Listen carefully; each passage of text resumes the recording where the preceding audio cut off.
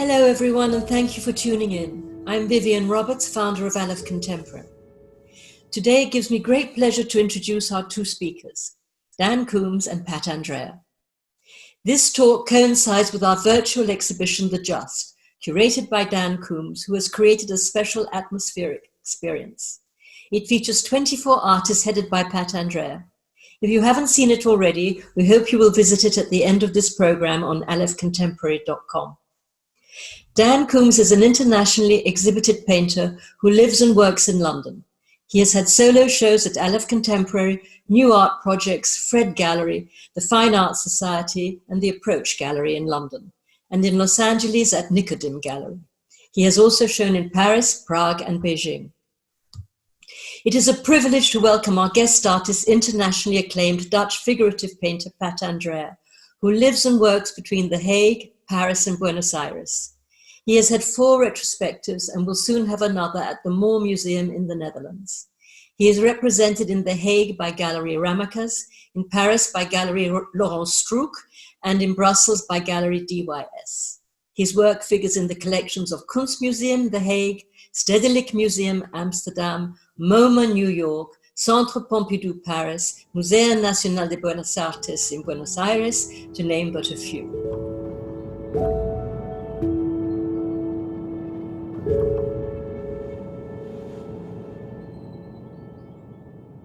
In 2003, the publisher Diane de Cilliers asked Pat Andrea to illustrate a new version of Alice in Wonderland and Through the Looking Glass. In 1865, Lewis Carroll's story of the absurd prefigures surrealism. In Alice, the writer leaves behind the conventional girl to invent the ambiguous modern girl without prescription. Docile and curious, reserved and transgressive, Alice is at once the image of innocence and desire in search of her identity. Pat Andrea made 48 paintings of a girl in a nightmare, fear of the chasm, of men and the abyss. Hi, Pat. Very nice to see you again. And it's been great to see, if not in the flesh, the 3 paintings that we've put into the exhibition, The Just. One is called The Bleeding Dawn. It's a rather unusual painting involving 3 female figures with a very unusual sense of scale. I know that you made a book of illustrations for Alice in Wonderland, and it has something of the feel or the surrealism of that book. Can you say something about what your intentions were in making the painting? Well, my intention, painting is something that I have to do, as it's sort of one of the reasons that I'm here on this earth. I think having had a father who is a painter, a mother who is an illustrator, I think I'm a perfect mixture of these two. And so I have to paint, I have to invent images, and it's sort of talking think with images. I talk with images, not with words, so that from time to time it will be not so easy for me to explain myself. The images are mostly around people together. Sometimes they are alone, and they can take forms that can be a little bit as a surprise. I mean, sometimes they are like kopffüßler or cephalopode, what is a head on legs. And in fact, I think that this is what remains of the child I was. Because if a child starts to draw human figures, it's a head with legs, no hands. He understands the child knows very well what we are, in fact. That's a brain, and we are not plants. We don't stay on one place, so we walk. So there we have the legs for. So the other things, hands and things like that, are less important. They become important later. But I didn't start it immediately. The persons in my painting with this deformation. What made me look for special forms for my people was that I wanted to paint somewhere the emotions that can, and the things that can exist between people without explaining them. Because at first sight, the paintings appear to be like narrative paintings, and they linked in my mind to the work of Paul Arago. But as you look at them more carefully, you can see that there is not so much a narrative. It's more like there's the illusion of a narrative. Yes.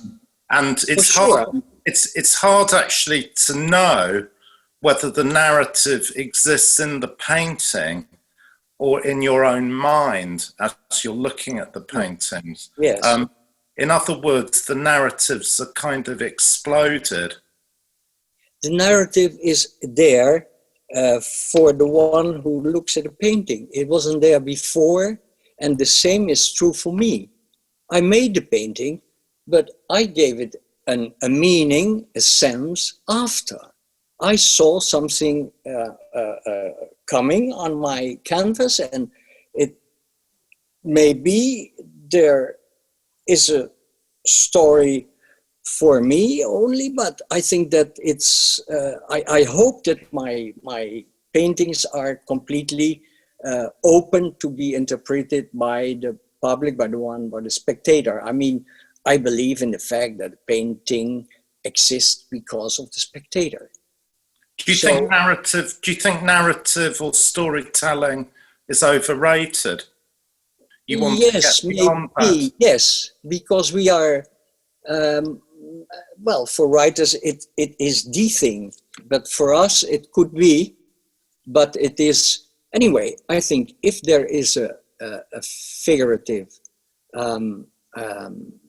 image, or even if it's not figurative, even if it's abstract, it connects with everything we have inside, and it starts to mean something for us. I think that every spectator should invent or live his own subject and his own narrative if he's looking at a painting. I mean, it's so simple like that, I think. Or do you have another idea about it? Do we have well, to? It's interesting because when we were talking earlier, and I mentioned that you live and work in Den Haag, you mentioned your admiration for the work of Mondrian, and in that sense, one can see a strong vein of abstraction. Yes. Running through your work. It's almost as though, as in a Mondrian, everything is happening simultaneously. It's interesting as well because Mondrian is often linked to Vermeer. Can you say, it'd be interesting to, your paintings are very much structured within, a bit like in Mondrian, very quite geometrical spaces. Yes. But yet the figures themselves are quite chaotic in relation to the geometry. I think the relation that I have with Mondrian, that although you shouldn't say it on the first sight of my paintings, they are hyper constructed, you know. They are not flat colors and black lines. but in fact, you could do it. It has. In fact, what I'm looking for is the same atmosphere,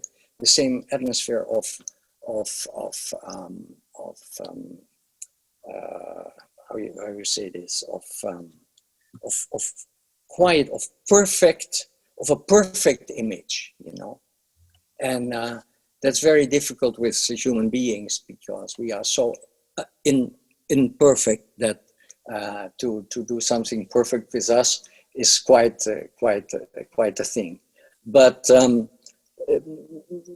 so what I'm painting is people who are together and who are linked by painterly things like lines and flats and painted material, but also by lines and who go from the one to the other and come back and so on and so on. They are invisible, but if you want to what you see from time to time in the explanation books for about art, that someone makes the lines, this is the combination, that is the diagonal, that is this thing is.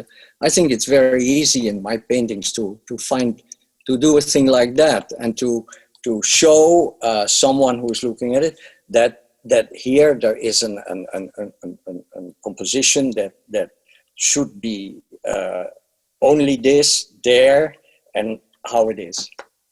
Yeah, I agree. They're very, very classically composed paintings, but at the same time, there's this sense of them being on an edge, as though everything could shatter and fall apart at any point. And this is the side of the of your work which, counter to its classical side, sort of embraces things that are very irrational and dreamlike. There's a strong sense of the unconscious and the dream coming through. I know that when we spoke earlier, I asked you what you thought of Sigmund Freud, and I remember you said to me that he really discovered something real. Well, I think we have a world before and after Sigmund Freud, as far as it considers us human beings. He put in words a certain an understanding of our behavior that was absolutely flabbergasting. I mean, that nobody had thought this before. But I'm not a theorist, a man of theory, so I read Freud a little bit, but I never wanted to work with it. What I understand is that what I'm painting, my images, come from my unconscious. I mean, in fact, what I do is I open the door to my unconscious and I paint what I see there. In fact, that's the thing.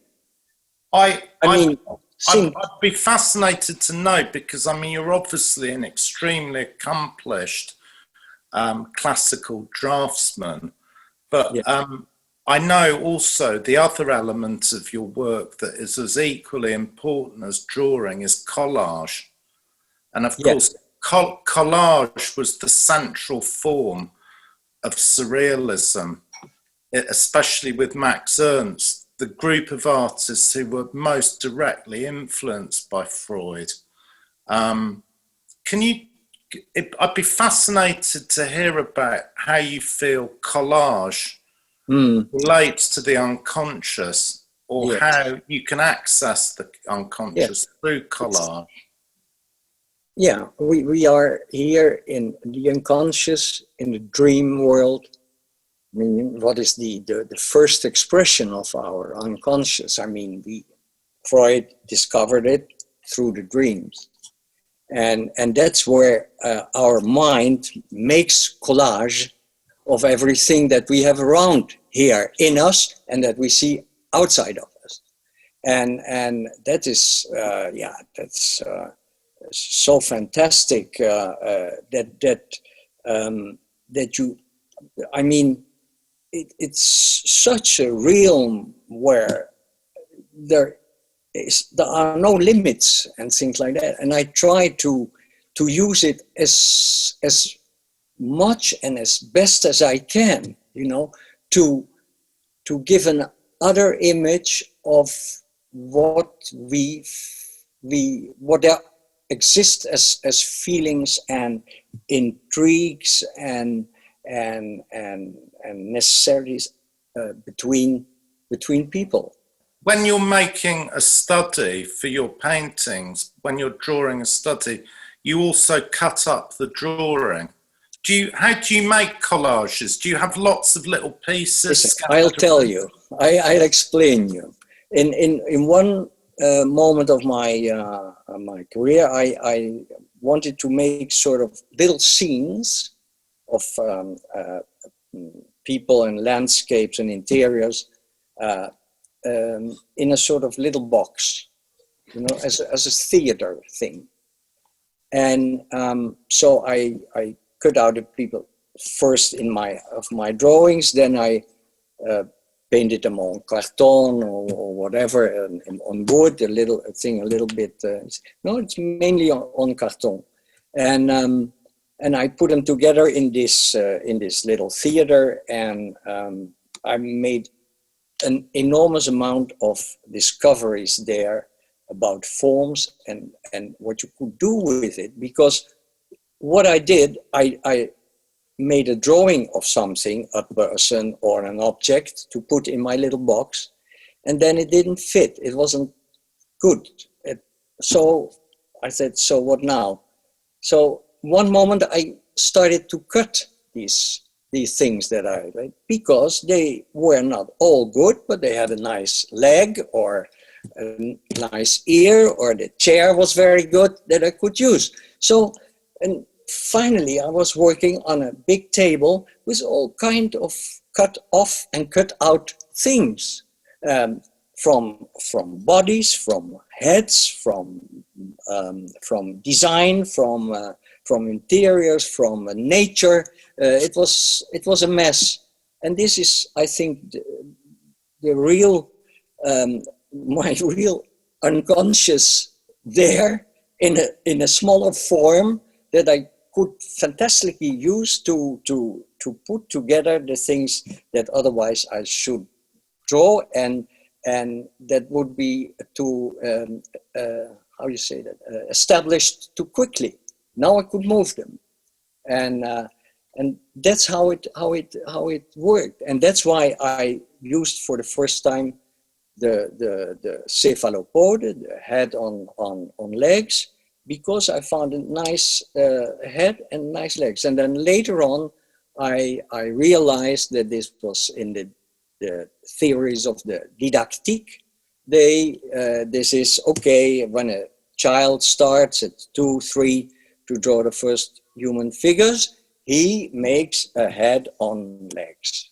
So I thought, okay, this is not so strange. I can continue this, that people will understand it. They will not ask me all the time why I do this.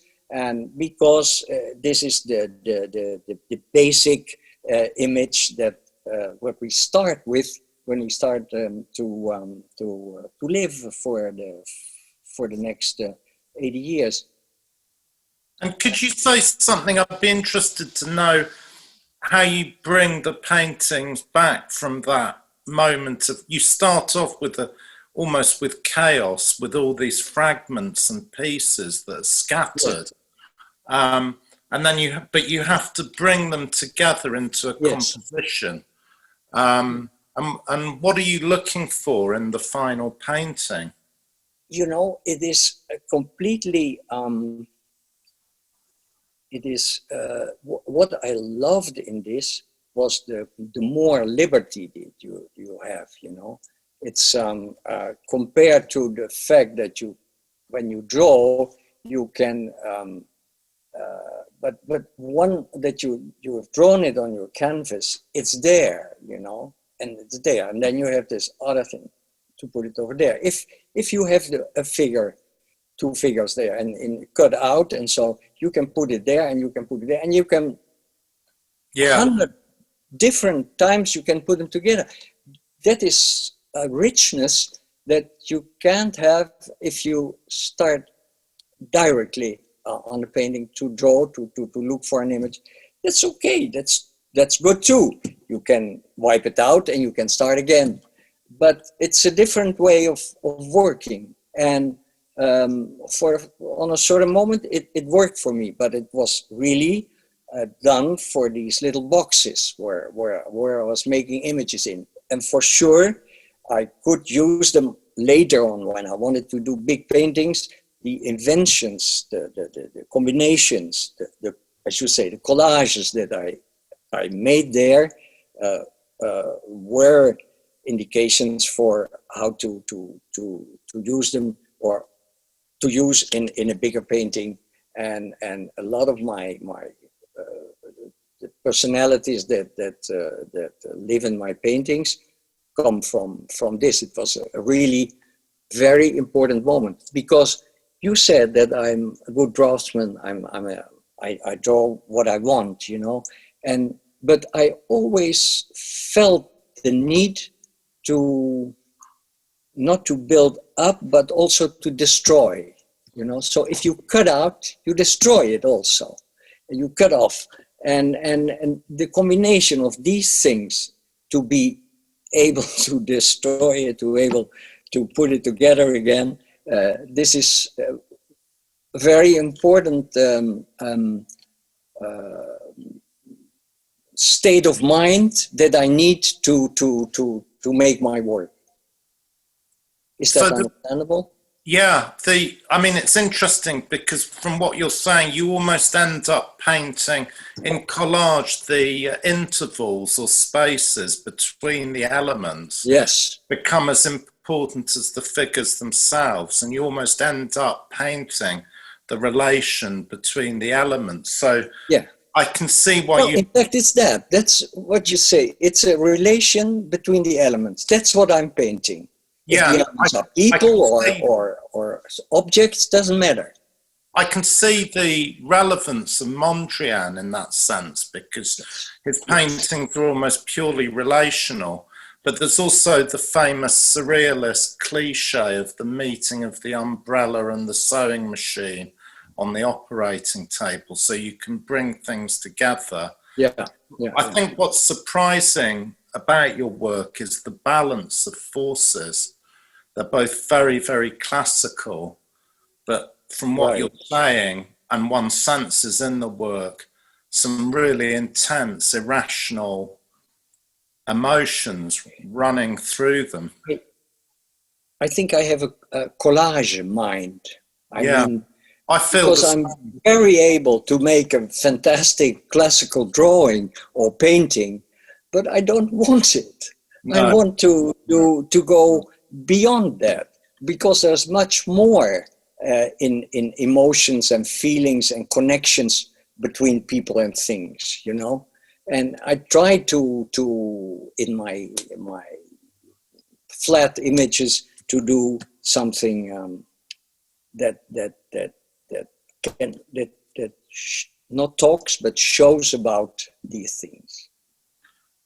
One of the things that's so striking about your work is you're obviously obsessed by the female form and by femininity and by women. There are occasionally men in your work, but the vast majority of your figures are women, and I was wondering whether you could say something about that.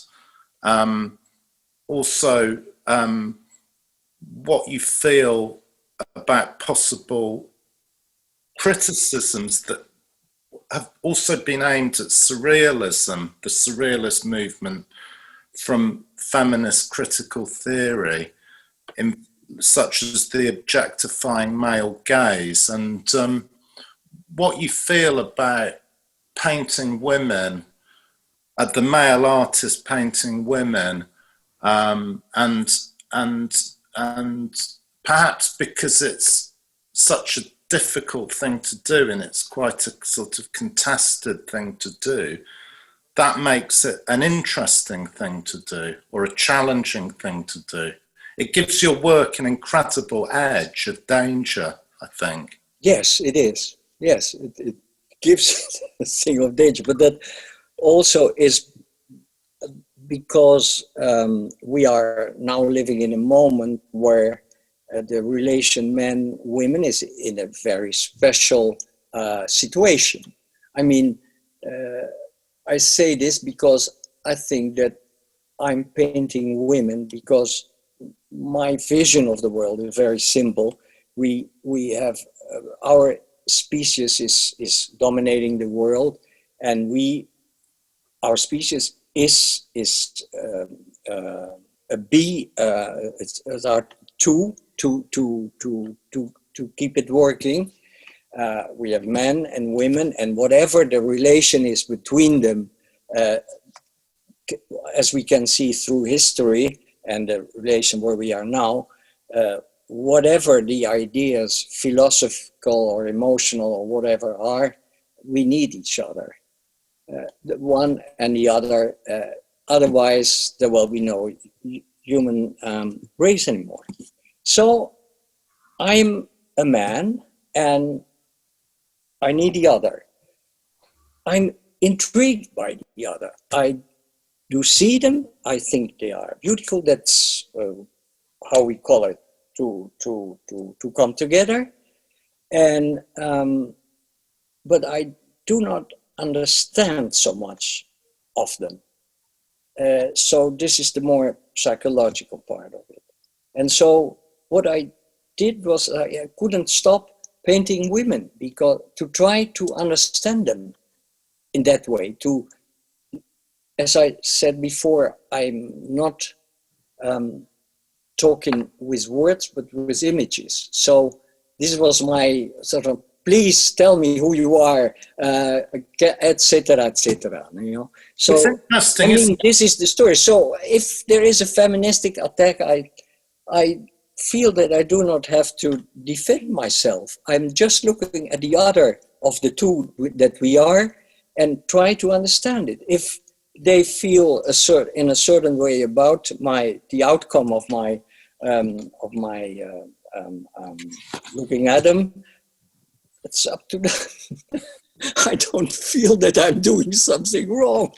No, I don't. I'm having a very clean, let's say, nice. No, this is not the word. The word. Sanitary. What is it? A sane look at who we are and how we do with all the aberrations that exist. For sure, they are very intriguing also. Just, I mean, more intriguing than the others.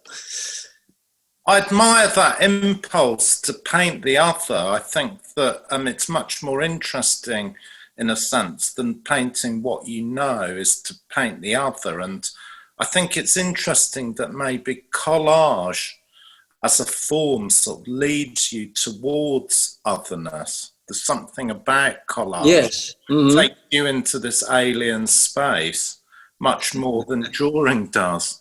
I was wondering whether you would have anything to say about the possibilities of eroticism. I mean, for the surrealists, eroticism and otherness were very much linked together. And, you know, I think that the normalness, I think we have all the time around us. So if we can make an image of the strange things that we are feeling or that we are living, but that do not exist in images, if we can construct them, find them out, invent them, it's a fantastic task, I think. It's a devoir to that I really want to to do. If they say, do this, that's what I'm doing. And yes, the elements are there, you know, the collage, the different ways of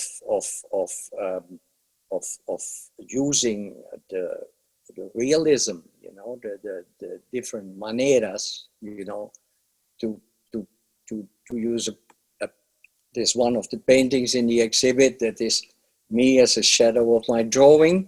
You see a figure, a female figure walking over the water, more or less, but she is drawn in a simple sort of graphic way with fusain, with charcoal, and my form, I'm there in the water beside, and my form is a sort of the form that could be her shadow. I mean, these are already enormous things, you know. My form is more realistic. The woman or the girl is completely linear, built up with pieces of lines of charcoal on white thing, and the nature around is quite photographic. So these are three worlds that come together in one image. You never see that. We only can do it. We painters or creators or draughtsmen or whatever, you know. This is a power we have, I think. Which part of making a painting do you enjoy more? Do you enjoy creating the image through the study, or do you enjoy the actual application of paint and the materials? Or does enjoyment not come into it? I'm a very complete artist, so I enjoy both of them. Really, there is no thing more than the other. I mean, today I was painting on, and there was a flower on a how do you say that, on a branch. No, let's say I painted. I was 2 hours painting this branch because looking at it's not big. It's a piece like this. The details of how the paint fitted to the surface of the painting was so very important, and I think that it's more or less okay now. After this interview, I will go back and see it, and I hope that I can leave it that way, because it became a little bit too much, maybe. But I really enjoy the material, the paint, the work on this creation, because it's infinitely. The possibilities are there are no limits, you know. It's you're okay for, so now I leave it this way, can depend on 2 square millimeters of the thing, you know. They just say, I don't touch it anymore. This is a thing that I think a lot of people would just look at a painting when they see it, when it's finished and it's shown. Do not know, you know, that this exists, that we are so crazy that we do these kind of things, but that it gives an immense pleasure, an immense joy if you finish it. And the same thing happens when I'm drawing a head and I'm not. I do not feel that it's good, and I change it and I change it and I change it and I change it so many times, and then suddenly there is something that stops your busyness, and you say, well, okay, yes, there we have it. And yeah, you have a retrospective coming up at the Moore Museum in Holland, and you're going to be showing almost 100 works. And I believe that the first work in your retrospective is a painting you made when you were 19 years old. Do you have it in the studio? Yes, yes. Can we have a look?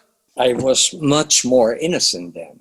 I didn't know that there were so many possibilities.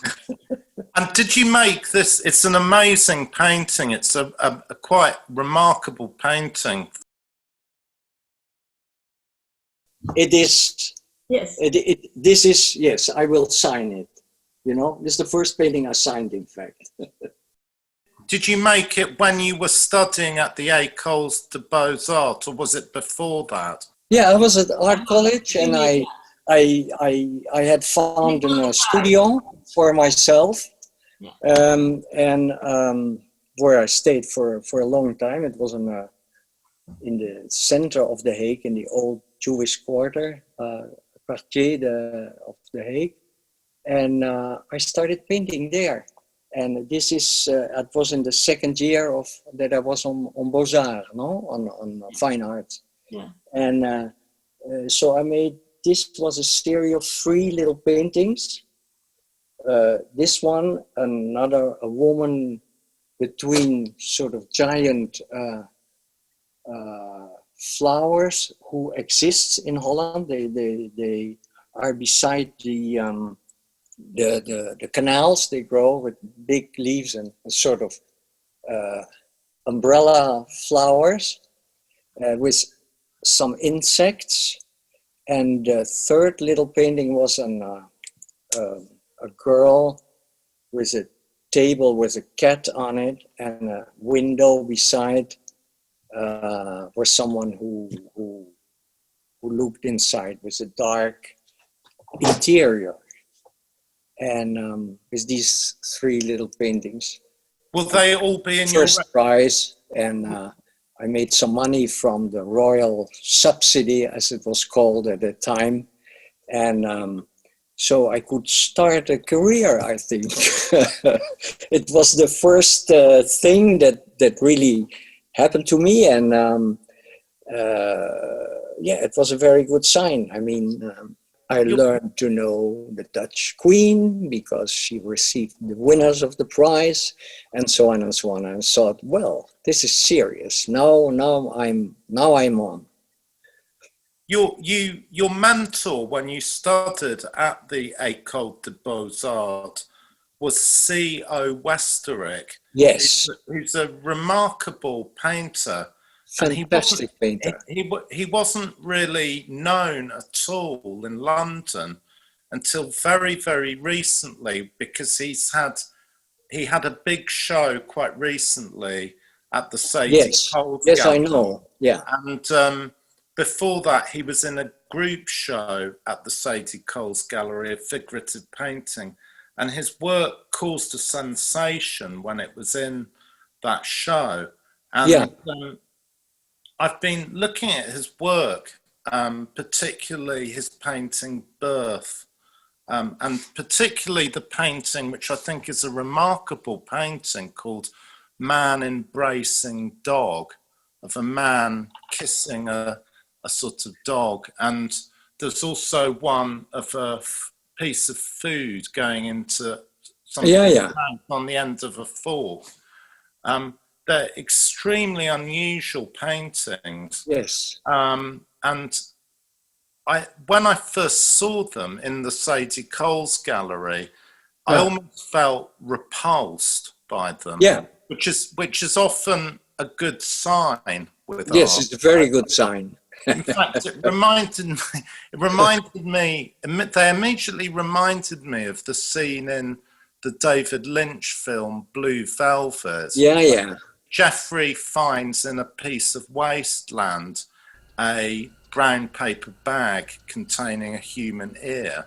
Yeah. And I remember when I saw the film, when I was quite young, when I first saw the film, the image of the ear that he finds in the bag is remarkable, because there's an element of horror. It's a severed human ear. That, but at the same time, the form of the ear is so beautiful. There's something almost like a Leonardo da Vinci painting about seeing the severed ear covered in dirt. And his C.O. Westerick's work has this remarkable Sorry, Dan. He's called Co. Co-Westering. Co is his name. I mean, it's Co from Cornelis or from Cobus. Yes. Can you tell us a bit about him? I mean, I think people would be... You were very, very close to him, and he really was your mentor. The story is done that I finally, when I decided, I have drawn as a child all my life, and when I finally, with my father painter and mother illustrator, and when finally I decided to go to Beaux-Arts, I said, yes, but who can learn me something? You know, I felt that I've looked at so many art and so many things already at 18 years old. And the only one that I thought that I would have as a teacher and that would tell me things or show me things was Westering, the only one in Holland. And I knew a lot of them already because of of my father. And really, I was very happy that he wasn't for so long then teacher at the Hague Academy. So it was, for me, there was not any problem. I went there and I had a very formal education from him. I mean, he gave us, this was an academy that there were not ateliers, there were not studios with people and where you could work with just one teacher, but it was very scholar, in fact, you know, like school. You went to the atelier of the man who was giving model and the one who was teaching you watercolor, about flower, these kind of things. So it was really. And what was Westering was model. We very classical model, but you know, it's not only strange his zooms on life, no, on things and so on, but it's also so beautifully painted. Yeah. And that's what intrigued me, the strange things and I must say that also the fact that you can deform and still make a beautiful painting that has all the expressionistic way and is still a piece of beauty. That's the way I saw the works of Westering, and I said, yes, it's very this like is what I want. This is what I want, you know. Yes, it's very like what I felt about the shot in Blue Velvet, where you see ants rushing out of the inside of this ear right at the beginning. Yeah, yeah. It's very, very beautiful. But I'm interested in, did his particular vision of the world, which is very much about seeing things in close up, seeing things almost with sort of microscopic detail. What we are doing now. I'm interested to know how Westering taught art. Did he teach you drawing in a formal sense from the model, or did he talk about ideas, or did he talk about theories? No. He was very formal, and you know, he brought my attention to, although I knew them for sure, to these painters that I still think are this part of my family and the family of Westering, because I would love to rewrite the history of art and not do it in a time schedule, but in a family schedule. These are painters that have a sensibility that keeps them together. So I think that for me, the Flemish primitives, the Quattrocento, the etchings of Rembrandt, paintings of Vermeer, the etchings of Goya, they have a sensibility for the form and the story that makes them sort of family. I never worked it out. I had once a possibility to do for the Elsevier editions in Holland. I told them the story, and they said, "Well, if you can, try it, and we'll edit it." But when I started to do this with my friend Walter Nobbe, that was a colleague painter, we saw that it would cost us 10 years of our life, you know. So we said, no, we'll paint. We'll do this. But Wessing, he showed me the beautiful things, but outside the academy, because we became sort of friends, you know. He was much older for sure, but he loved to tell us about the Quattrocento, about Uccello or Piero della Francesca, and to show us the quality of the painting. But at the same time, he showed us Otto Dix and George Gross and Beckman. Beckman is a genius, Beckman. Yeah. For me, it's a genius. But in the same time, although it has nothing to do with the story, I think that a man like Bonnard can fit in this also. The way he makes forms, and the way he destructs our real view and makes it in colors and lines and rhythms and things like that. And do you it's for me. Is Lucien Freud part of your family as well? Well, Lucien Freud is when he continues painting. So the last part of his paintings, for me, it's too much. He stays too much to the classical academic view of the human figure. You know, he has this.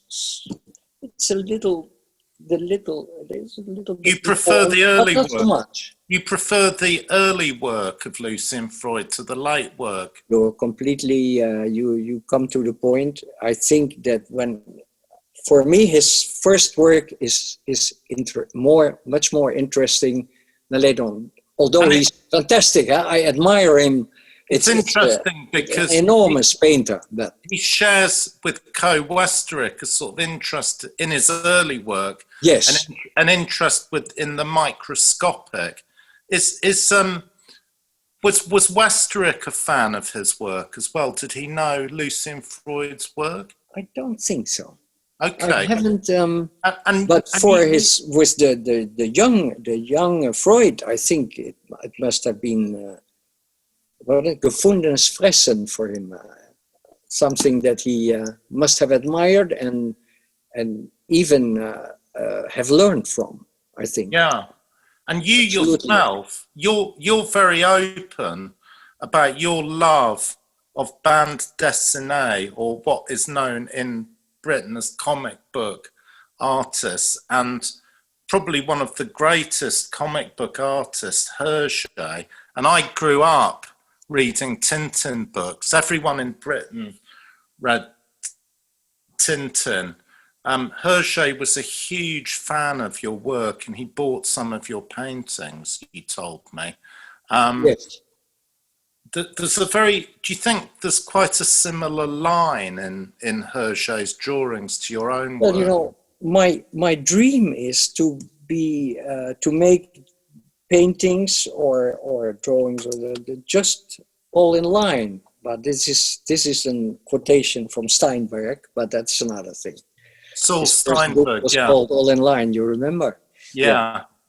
And yes, sometimes I dream that I make paintings only in line, only the contour, because I think that one of nobody never mentions that, but one of the big inventions of us, of our human beings, is that we invented when we saw the line in nature. It doesn't exist there. We have only directions, separations. But to make this separation between two flat in a line, and then you know that there is the thing and there's the thing. That's absolutely fantastic. This is a brain jump that is enormous. I mean, animals do not see it. Animals do not see a line drawing of things or other animals or men. They don't see it. They need all the volume and the color and the tones to recognize it. And we just with a line that follows the contours of a form, of a volume, we can talk about the world. We can show it. We'll have it there. Incredible. I mean, I'm interested because I think we're coming towards the end. I just have a couple more questions, but just as you mentioned, the idea of creating paintings out of line. I'm interested to know: are you a fan of Philip Guston? Well, I'm not a real fan, but I love his paintings. Yes. He is wrong. But you know, I mean, line, not using paint. You know, this is not the theory, but for about the dreams I have about these paintings. They are perfect lines, you know, and they're perfect lines, and they describe everything that we can see. You know. Philip Guston is using his paint. It's material. It's very seducing. What it's doing, you know. So you dream of perfect lines, but there isn't really such a thing. No such thing exists in nature. No, Dan, it's just a dream. It's a dream. It has nothing to do with reality. Which artist has come closest to that for you? Whew. You told me you were a big fan of George Stubbs. Stubbs. Yes. They come close. Let me show you the little thing I used for Stubbs for the first catalog of my first let's say retrospective show for the first 10 years of my career. There we have the lines and we have Stubbs.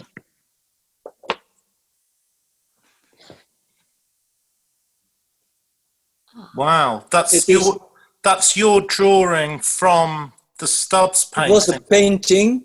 I think that's the painting of Stubbs. It's an incredibly beautiful painting. It's in the Metropolitan Museum in New York. I think that painting. Yeah. It's an absolutely incredible painting. Yes, I was so admirative of this. I thought, well, I didn't invent the image, but I put it on my catalog. Yes, Stubbs. Well, this is another thing. I feel that Stubbs has something that a lot of very professional painters lose in the time, because they become very good and very virtuoso and whatever, things like that. That is the outsider part of art, you know. Stubbs is a self-made man. He learned himself painting, and you still feel something of this in it. I'm a fan of outsider art. Yes, I love this thing that there is no other thing than you have to do it like that. You can do it in a different way. Yeah, I have this virtuoso part that makes that I can do it like this and like that. You know, I can choose. That's maybe why also the collage, the cut-offs, the different things, putting them together. One of the things I believe of what makes my art interesting is just this, you know, the different ways put together in one image, and there you have a unique thing, and so on and so on. The other side, you know? There are lots of tensions in your work. It's both classical, you're both a classical painter and an outsider artist simultaneously in a way. Yeah, yes, you're right. I find that fascinating. You have your big retrospective at the Moore Museum coming up.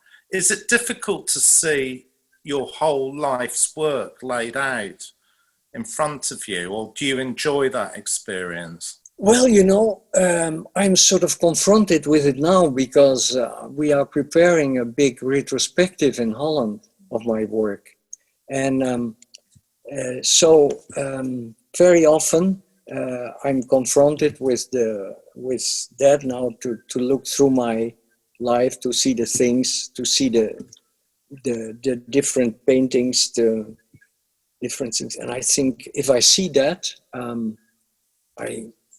I got a little bit like this, and I think, Jesus, I need at least 3 lives to do all the other things that I haven't done yet.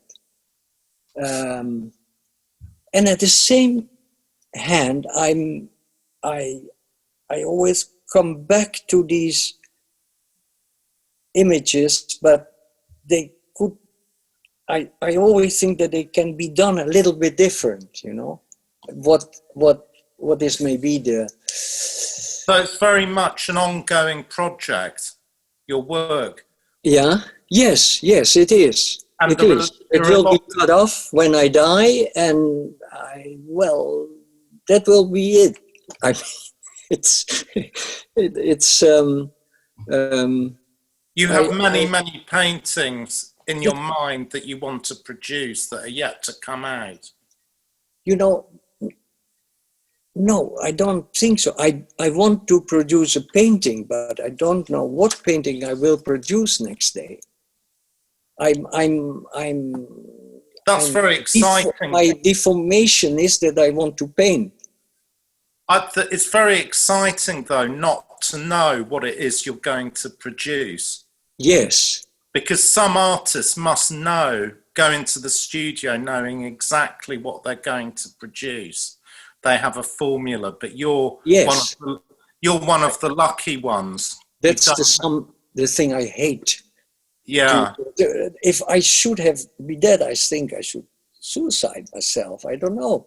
If it's not open, if there's no 100,000 ways of the possibility, the challenge to find finally that day what you want to do, and so for every day that comes after, it's the complete freedom who is terrifying. Also, it's enormous.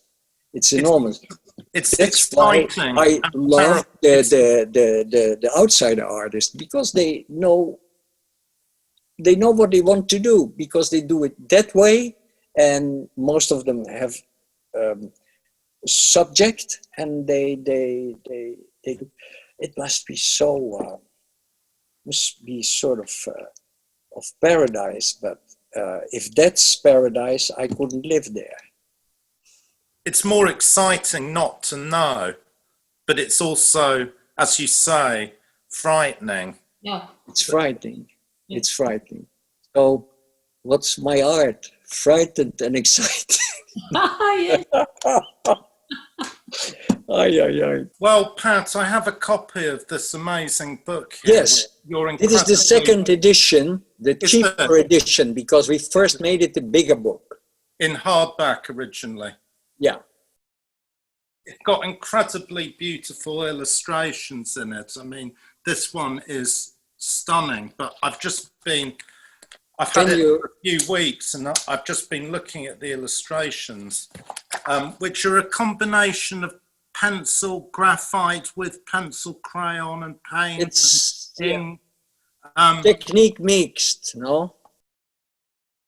What drew you to Alice in Wonderland? Were you asked to do this book, or was it your idea? Well, you know, when I went to the Beaux-Arts, that was the moment that I first read Alice.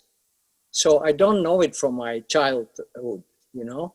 I was very much impressed by it, and also because it was the favorite book of my girlfriend at that time. And I made her a portrait, and I saw that portrait back. I made it after nature, but I was already in the collage thing. I put all kinds of scenes from our daily life. And I discovered in that, I had forgotten it, an image of a reproduction painted by me after Tenniel, and a portrait of Alice. So it's really an old love for me, because I was 18 years old then. And you know what was so marvelous, that when Diane de Cellier, who was the editor of the book, she makes fantastic, beautiful books, sort of one a year. I don't know how she manages, but that's the way she does it. And it's a big text of humanity illustrated by the best painters of the world. But she goes to the museums, she finds old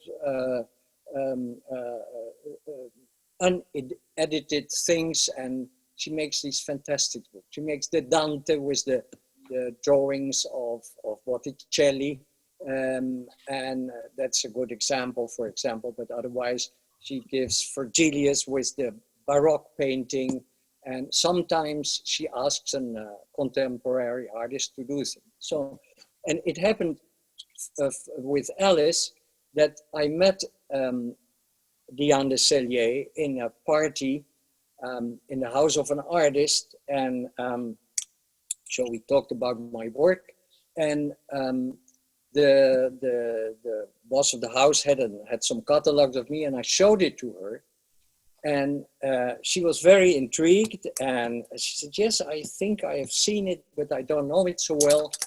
And what happened was that next morning, after this party, she phoned me up at 9 o'clock in the morning, and she said, could you do Alice for me? Wow. Because I have looked at your catalogs, and what I have seen in there is the world of Alice in Wonderland. Wow. It was not on my program, but it is a fantastic and very important text for Western culture anyway. And but you did it almost already in your paintings. So will you do this for me? You know, I jumped in the air when I heard it. I said, yes, for sure. And that was but you know, this was not in 2003, but it was in 1998 already. And you know, after this first moment of joy, I said, Jesus, but how must I do this? You know, because it's so, I mean, first we have the Tenniel illustrations. They are fantastic already, you know. How could you do better? Almost impossible. And then after that, they told me that after the Bible, Alice in Wonderland is the most illustrated book in the world. Wow. There are fantastic things. I know some great things. For example, the illustration of Rackham and things like that. You know. Okay. Peter Blake did some.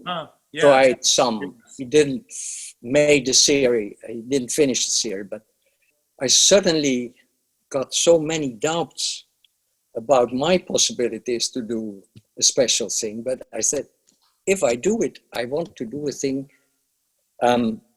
or category, you know. Not, it is like in the Tour de France, what is at the moment going on. You have the mountains, you have the first category, the second, the third, and then you have the huge mountains that have no category or category. That's what I wanted to do for my Alice book, but I didn't know how. So every year I asked Diane de Cellier to give me some time more to think it over. But, you know, after 5 years, I was fed up also with myself, and I said, I have to do it. So I went to Buenos Aires and to be alone in my studio there, and started to draw illustrations for Alice, thinking of the size of the book and things like that. It was a complete disaster. It was an échec. 2 months later, I went back to Paris.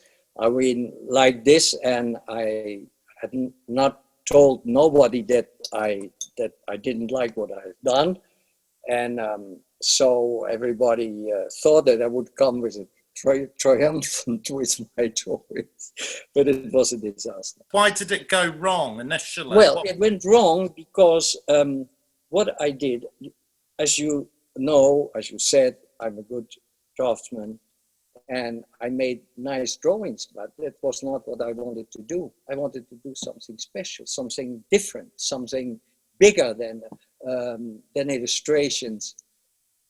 I don't want to say art, but because we can have a discussion about illustrations and art and things like that. Maybe that'd be very interesting.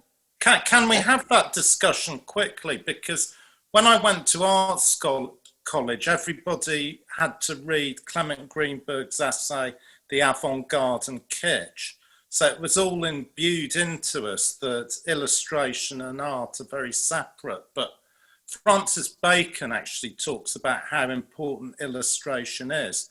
Be very interested to myself and my painter friends, whether you could say anything about the relationship of illustration to art. And well, what are illustrations? In fact, they are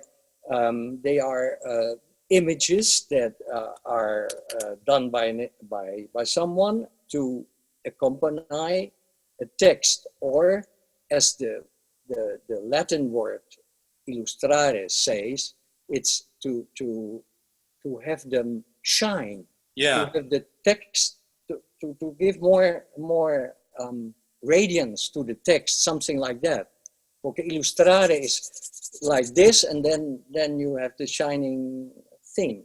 It's very interesting as well, because Lewis Carroll, as you know, was Professor of Mathematics at Christ Church College, Oxford, and everybody in England associates Alice with sort of high Victorian England. But in your version, you've transposed, especially in this illustration, she's within Dutch modernism. This is a modernist. This is a modernist version of Alice, or maybe it's postmodernist. Yes. Well, what we hear, I think I do an analysis of our times, because her text is forever, you know. Doesn't matter.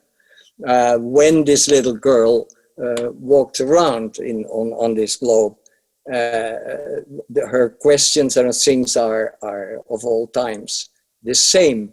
And so I said, well, if I'm doing it now, I will use elements of our time, but staying very precisely to the text and to the actions that are described in the book, you know, not invent other things, but use the things of our own. For example, you showed one illustration with the mock turtle.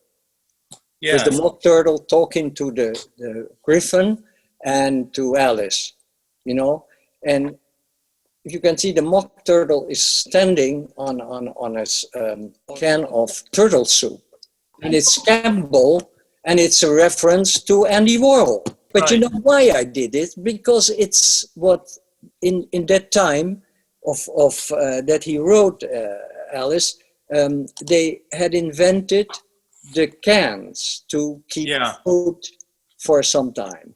And because man is really very is bad in principle, and so they cheated already in that time with the first cans. They in England there was a hype for the turtle soup, but finally they found out that it was all false. It was just chicken and pork, you know. And so these so the mock turtle is not a real turtle. So you know, it's, if you know this, it's so difficult to translate Carol in any other language, because you have to rewrite it, you know, because of the wordplays and things like that. So what my illustrations or my artworks are based on the English text, you know. Yeah. So that's an incredible illustration, that. Yeah, this is the moment that she says goodbye, au revoir to Humpty Dumpty, and he gives her a hand, and Alice says, well, I hope we will meet again. And then he says, I don't know if I will recognize you, because you human beings are all the same, you know, the two eyes, the nose there, the mouth under it, the ears. And so I don't know if I will recognize you. This made me immediately think for sure of Picasso with the two eyes on one side of the nose. But this was too easy, you know, as a reference to the art of our time. So I invented this kind of thing. Can I say that these things that are in the book there reproduced are in fact 150 centimeters by 180. Oh, they're huge. So they are huge. And that made that after that it was the book, it became an exhibition that traveled around the world. So just to not forget this information, I just put it in now. But let's talk about the book. How many years did you work on the Alice? 3 years. 3 years. Well, and have you considered doing another book? No, you know, I worked 1 year and a half doing my other paintings at the same time, but Alice became too present in my other paintings. So I stopped it and I said, I have to do only Alice, because really there's no other way to do it the best I can. Will some of the Alice drawings be in your retrospective? Yes, they will. Yes, they will. Yeah, Right. we have a special space for them who will be in front of a sort of balcony. Yeah. And the other side of the balcony is a big hall of the museum, in which on the big wall that you're looking at, who is sort of 10 by 10 or something like that, I will make a wall drawing for the occasion. I must ask you, I know we've spoken for long enough, but I just have to ask you this about, you must be a huge fan of Henry Darger. Yes. Have you seen the one? Have you seen the one in which I quote Darger? It was the first one you showed me. Yeah, Alice was on the table. Yes. You recognize them? Yeah, the clouds from Henry Darger. And Darger is fantastic, no?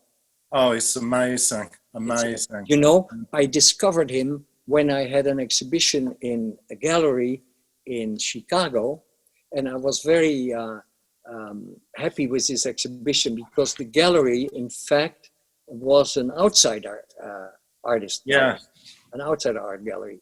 And so for me, it was the proof that my art had something to do with it, you know? Yeah. Some of the innocence, maybe, or the meanness, I don't know. And so he said to me, well, I can show you some of, because I asked him to show me some of the works. And he had it was in 89, I think, you know? So Darger was not very, very well known outside Chicago or outside the States even, you know? And he showed me this and I couldn't believe it. I said, this is fantastic. And, you know, he said, well, they are for sale.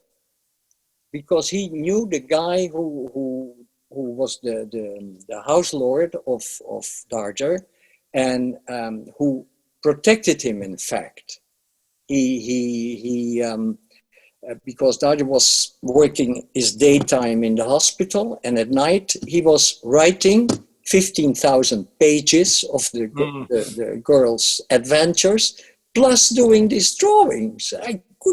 It's a fantastic story. And he helped him when he got sick and old and things like that. And it's so very, he had some of these drawings because his friend gave him to and they were $3,000 at that time. Did you buy one? Didn't buy because I had not $1 at the time. Yeah. I was poor like hell. It's a lot of money, but yes, but we could have had a very good conversation with him, because his work as well is kind of the compositions. Yes. Through collage, yes. And they're created by tracing the figures and moving the figures and creating these collages. That was how he made such incredible compositions. Yes. Yes. Collage. And I first came across his work actually because his work was promoted in London by Jake and Dinos Chapman. Yes, yes. They Right. really discovered his work, and Jake Chapman was a big fan. Yeah, okay. And that was where I first saw them I think it was in the mid-90s. But when I saw them, I thought, these are the most amazing compositions I've ever seen. I couldn't believe it. The compositions and the place in the landscape and the skies. Fantastic skies. And then there are the other ones, the mean ones, with the soldiers killing the girls and so. Yeah. And,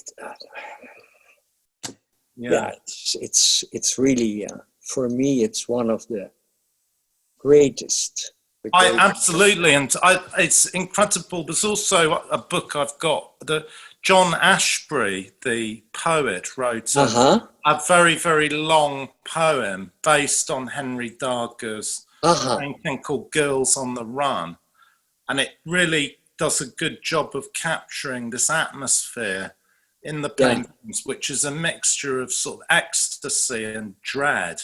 It's kind of joy and violence, and it's an extraordinary mixture of things which I think we both relate to quite strongly. I'm very happy that you brought him up, because now for this chat, I'm in company of Alice and of the Darger girls. Really the best of the world. Absolutely. Yeah. So it must have been a huge project to set about illustrating Alice in Wonderland. It took you 3 years. Was it a struggle to complete the project? It was. First, I didn't want it to start it. I wanted to keep it as a sort of fantastic thing that I could do, but later on, because I got scared of to take a decision how to do it, because there was so much concurrence, and it was so, I think I had a great responsibility towards the text of Carol, but also to myself. It could be, I felt that it could be a sort of high point in my career, but how to do it? And I got scared like hell. So it took me 5 years before deciding, now I start, because I was really turning around the thing and putting away the decision. That was not a good thing. I got crazy. So I started it, and the result was this échec in Buenos Aires of 2 months making drawings on the size of the book and looking around for a model. I also thought it would have been much nicer if I have a real girl. And so I found one, I thought. I went to a Jewish marriage in Buenos Aires, in the synagogue, and there was this girl from Chile. She was not 7 or 8 years old as Alice should have been, but let's say 11 or something like that. But I could do with it. So I invited her. She came with other friends because going to this old painter all alone, I made drawings, I made photographs and things, and I started to do the things with her. But it was not a good idea, Really, there I learned that Alice could take every form I wanted every time I started a new image. It wasn't important that she was always the same. And if you look very well to Daniel's drawings, it's not, the face is sometimes different, She has the same things. Uh-huh. So I decided, okay, I can do the same thing. I put her on my baskets, and for the rest, she is, she can take every form I want. More or less the dress also. So the figure of Alice in your book is an imaginary girl. Sorry, yeah, it's analysis because I saw that when I was doing the same person in the different big drawing, first the small drawings that I did, I saw that it became a little bit like a comic. It was like a small comic.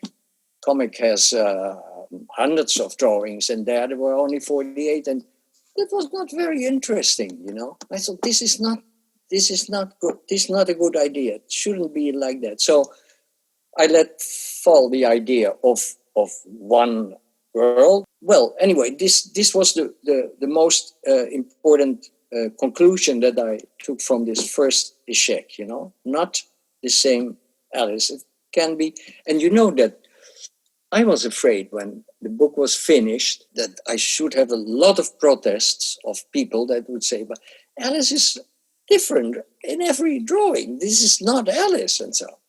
Nobody never said a thing. Nobody. Interesting. Isn't that fantastic? Right. So I thought Alice is everybody.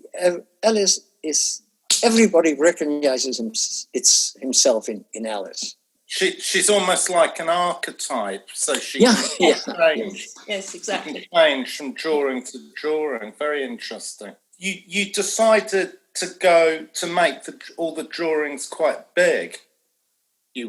So when so I come to the solution of my problem of the to wipe out the échec and to turn it into a triumph. I went back the year after to Buenos Aires alone again, and to work on the idea I had then developed. That would be forget about the book, forget about the illustrations.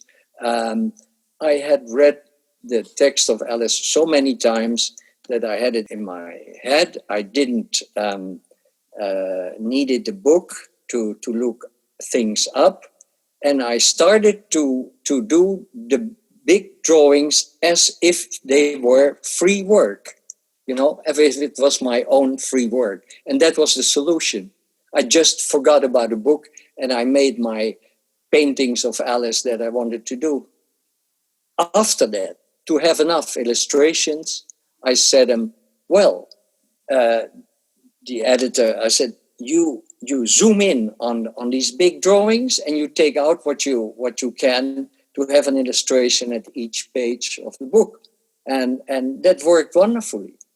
I mean, we could take out big details that were almost abstract. They didn't go that far, but I said, do it if you want to do it. And that was the solution. I mean, the book was full of images, and there was a game also, because finally Jan de Cellier, the editor, decided also to reproduce all the drawings totally.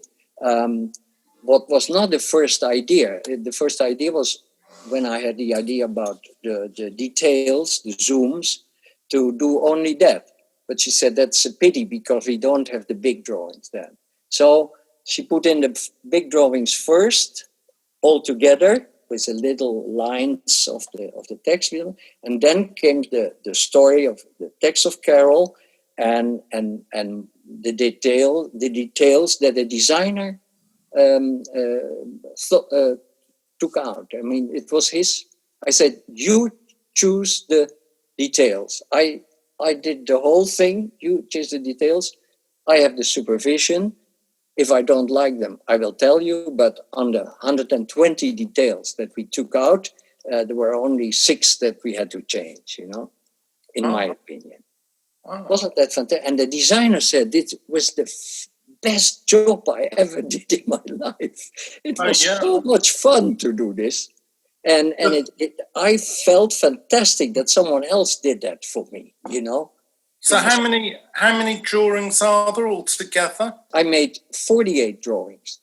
And are they a little bit? It was we had to be strict. We had to have a plan, and so the plan was that I made 2 big drawings for every chapter. So there are 12 chapters in the first book, 12 in the other book. So that makes 24 each book, 48 together.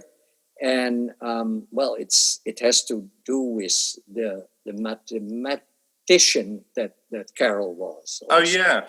Have you kept the drawings together, or have some of them been sold? And No, they are all together. They are all together. They were sold to a Spanish collector. It was a very nice moment, I must say, and because it was a lot of money, and they stayed together. Great. So after that, they started to travel around the world. The first exhibition was in the Chateau de Chenonceau, that is one of the fantastic castles on the Loire, but it was the one that every summer has a big exhibition of contemporary artists that they choose, and they asked me for Alice. It was wonderful. It was wonderful. It couldn't have been better, Yeah. In a medieval Renaissance castle, in a long gallery over the water of the river, because part of it is built by Caterina de' Medici on the bridge that was over the little river that goes into the Loire, and so it was like it was 60 meters long, and so at both sides we could hang the drawings, one for the first book and the other book, and it was like the rabbit hole, It was long, and it was fantastic. Everybody fitted, It was amazing. It was great. I think that's got to be the place we end the conversation. Yeah. Excited. Thank you both. Yes. Thank you very much. It was brilliant. Thank you so much, Pat. That was really great. Okay, Dan. Vivian. Thank you. Thank you. Bye, Pat. Bye. Bye.